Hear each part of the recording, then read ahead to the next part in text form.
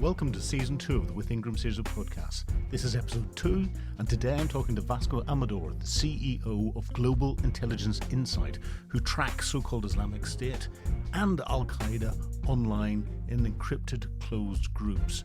Very insightful. Warning, you might actually learn something. Well, I'm sitting in the IOD in Pall Mall in London with a guy called Vasco da Cruz Amador, who is the CEO of a company called Global Intelligence Insight.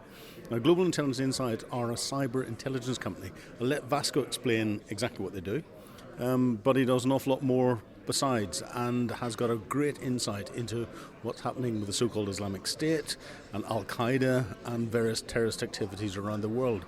Vasco, welcome to WithIngram Podcast. Thank you for having me, and I'll give you a quick snapshot and a quick introduction of what we do. We actually monitor and gather information from open source intelligence chat forums, where basically Islamic State and Al Qaeda are, and at the same time we are able to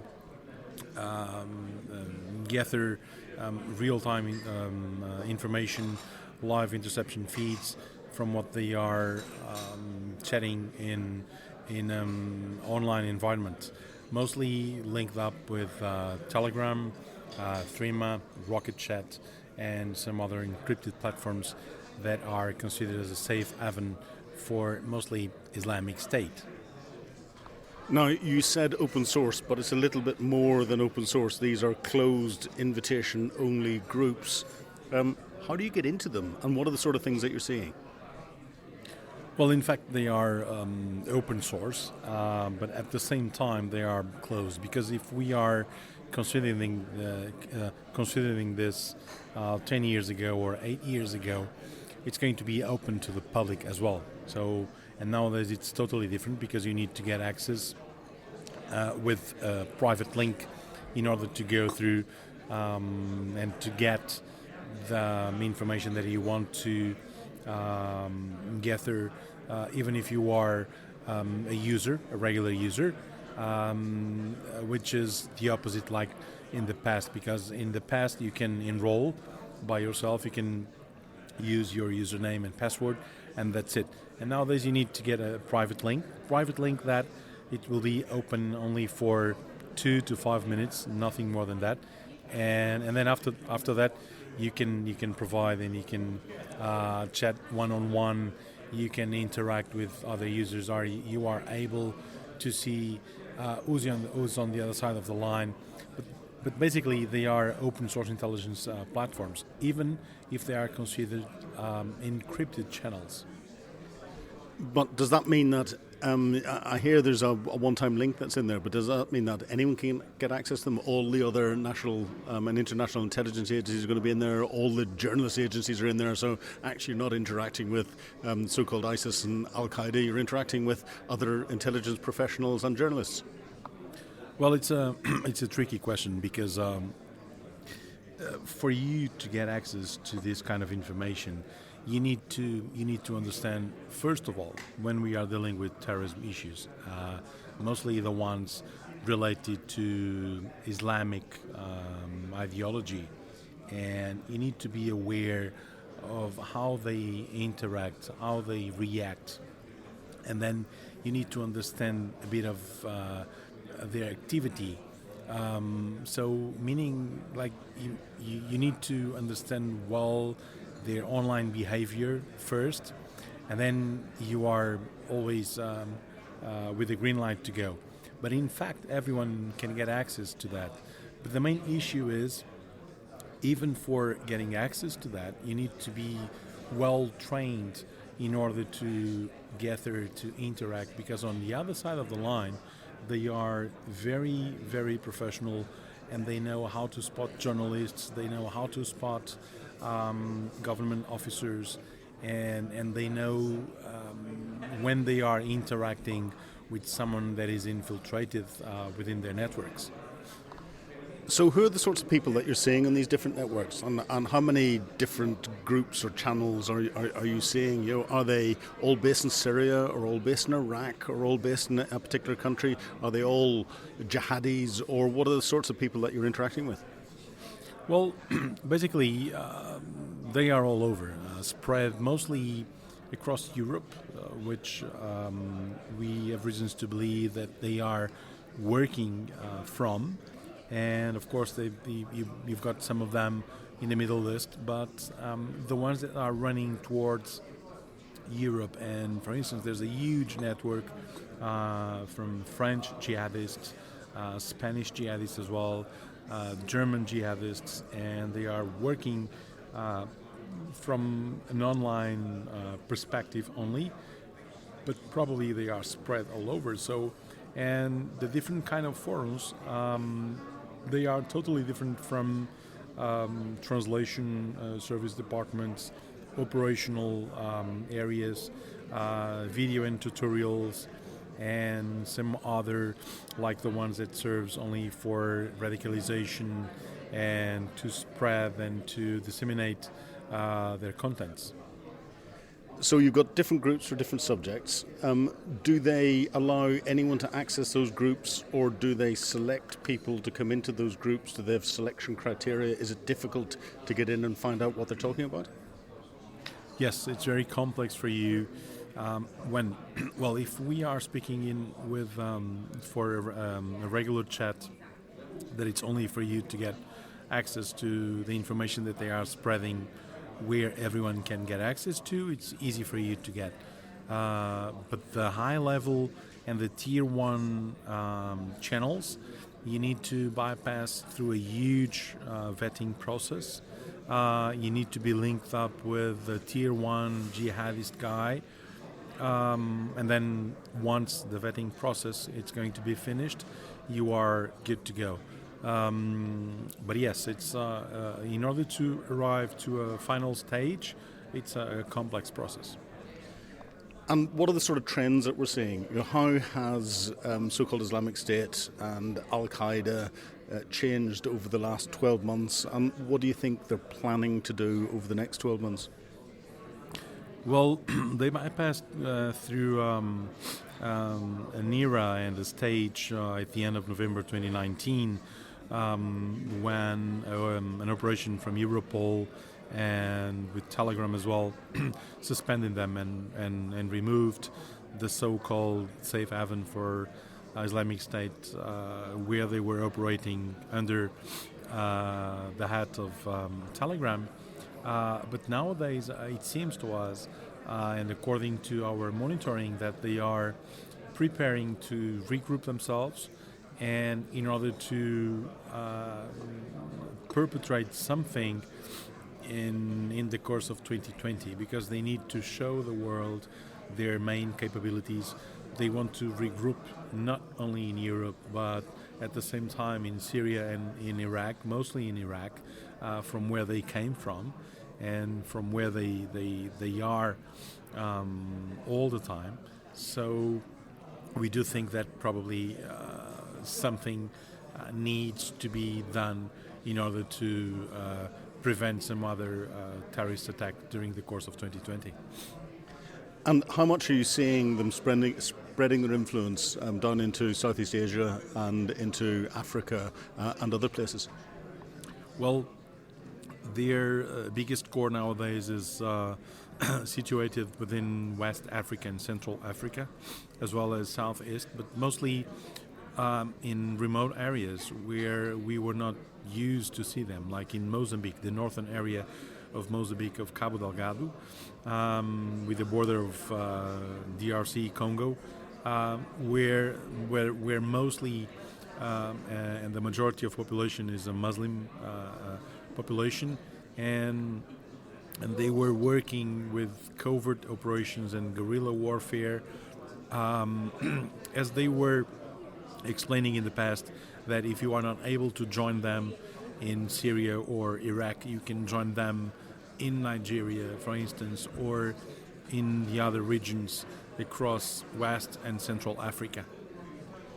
Now, you were talking about them growing in their homeland in Iraq. You've got some personal experience of what's going on the instability that there is across Iraq. How is that being exploited, or is it being exploited by so-called Islamic State?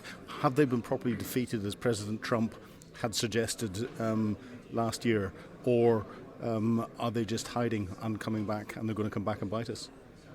Well, if we will go back 1 year ago, if I'm not wrong, Islamic State news magazine called The Youth of the Caliphate, they just wrote an article, and they were writing down on that time that they will take advantage from the geopolitical turmoil and geopolitical situation that is going to be in Iraq.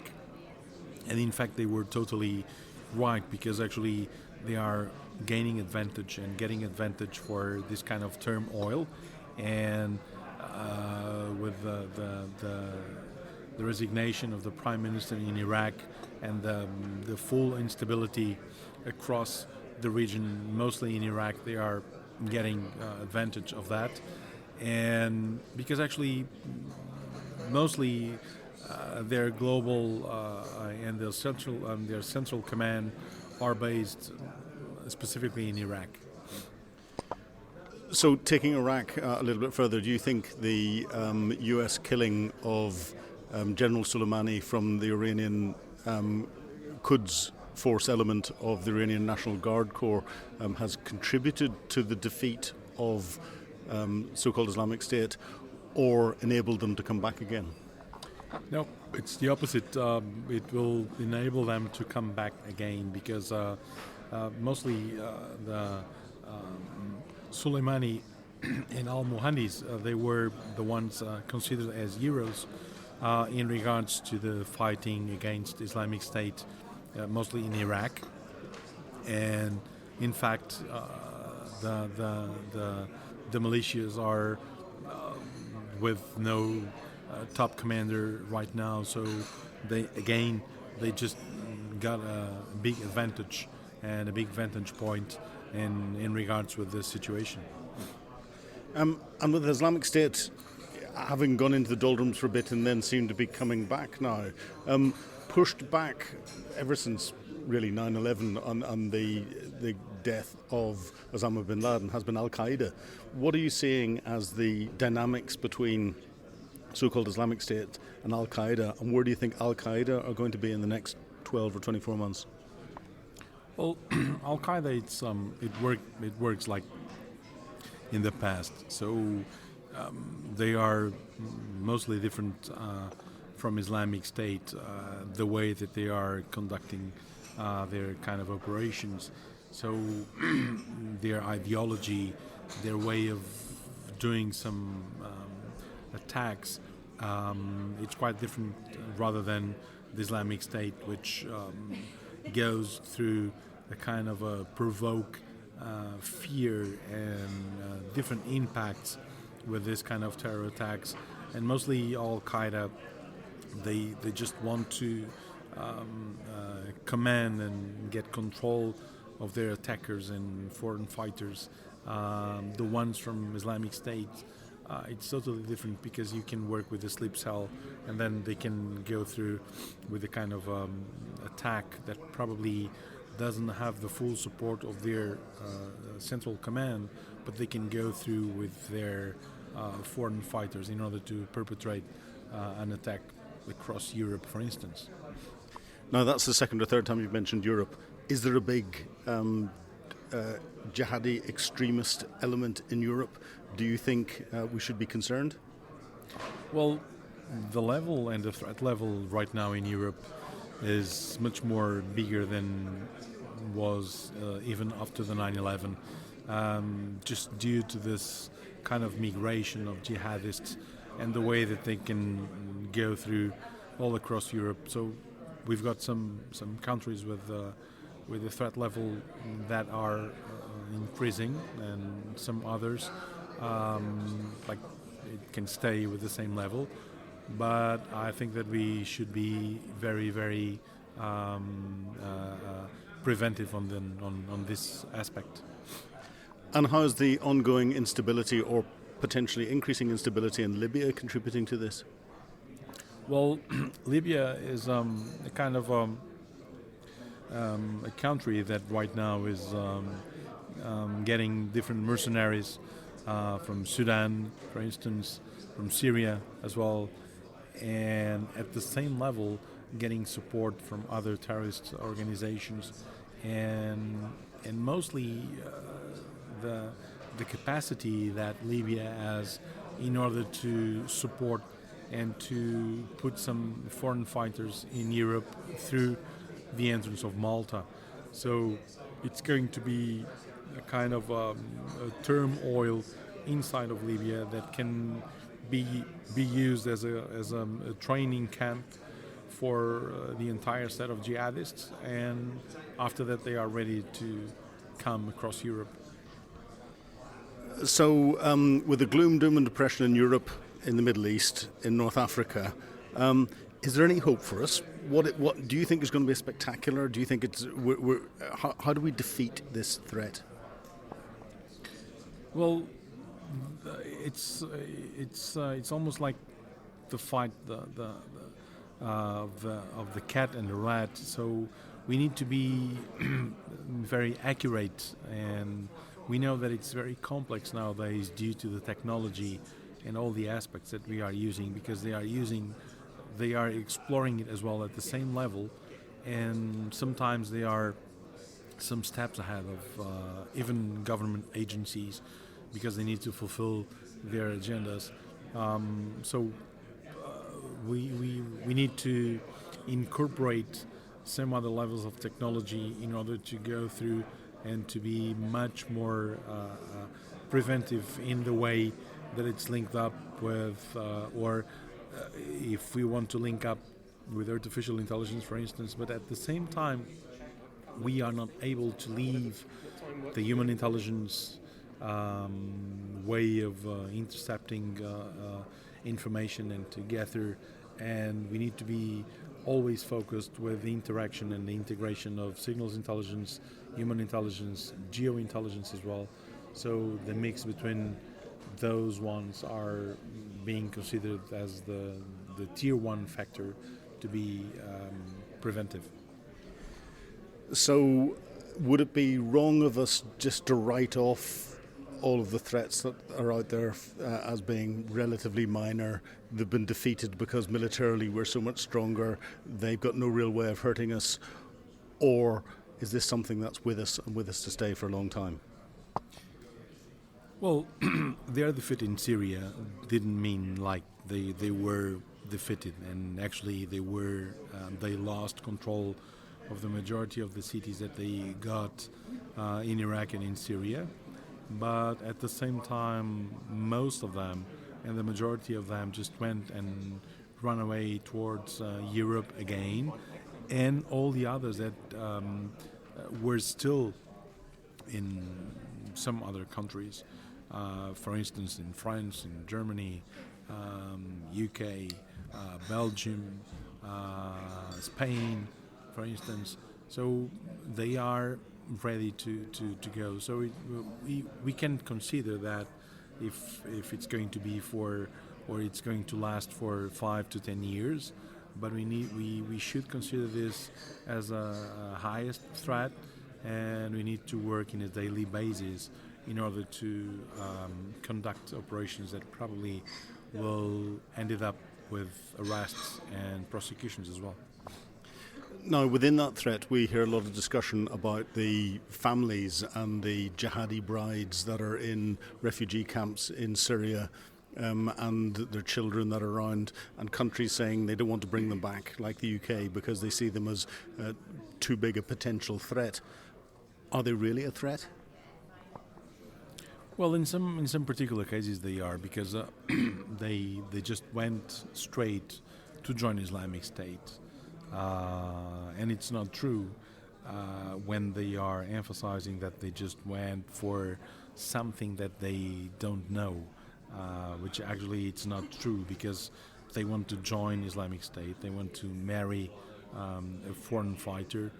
And even with the kids, when they were raising the kids, they were training them to kill in some particular cases. And I'll be able to say that probably more or less like 70 to 80% of them were they know exactly for what they are going to go inside of Syria. And then we experienced that in training camps, mostly in Turkey, and some of them but mostly in Turkey, where they were threatening all the regular citizens in order to do some kind of radicalization. So, and when they are telling that we didn't know, we don't have reasons to believe in that option. Vasco, it's a fascinating subject, and we could probably talk about it all day, but it's clear that the threat is there. We should be concerned about it, and it's not going to go away very easily, so ignore the hype that's there, and that those wider families are still potentially very dangerous to society. Thank you very much indeed for what you're doing in monitoring it, and I look forward to chatting to you again when we find out more about what's going on. Yes, of course, and I'm really looking forward to it, and thank you very much for having me.